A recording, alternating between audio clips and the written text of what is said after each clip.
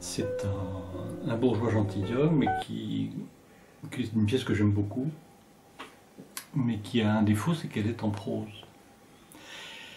Et j'ai toujours eu l'idée depuis que je la connais, de la mettre en vers. Voilà. Alors j'avais commencé il y a 20 ans de cela, chez Catherine d'Asté en Bourgogne, à Pernan-Vergelès, pour un festival, où j'avais traité en vers la scène du maître de philosophie, M. Jourdain, où il est question du vers et de la prose précisément. Et puis je m'étais dit, si un jour j'ai le courage, je ferai la totalité. Et j'ai eu le courage. Parce que évidemment, ça prend beaucoup plus de temps. Molière lui-même le dit au milieu de la Princesse des Lides qu'il a commencé en vers. Et à la fin de l'acte 1, il dit les délais du roi sont tellement serrés que je suis désolé, mais vraiment je ne peux pas continuer en vers, je n'ai pas le temps. Et donc la suite est en prose. Je confirme, c'est plus long d'écrire une comédie en vers.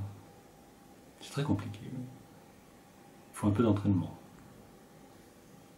Oui, parce que c'est une traduction, donc il y a la contrainte de la traduction en plus. Enfin, je dis traduction entre guillemets, les traducteurs vont me maudire si j'utilise le mot traduction.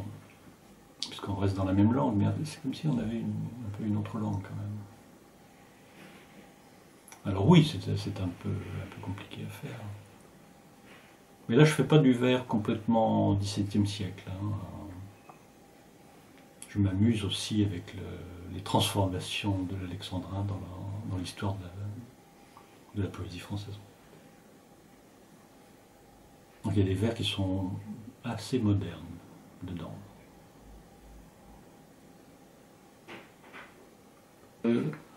Dans le milieu du théâtre, on ne parle pas du bourgeois gentilhomme, on parle du bourgeois. Tiens, on va faire le bourgeois, on va monter le bourgeois.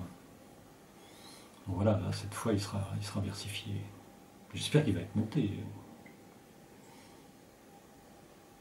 J'aimerais bien.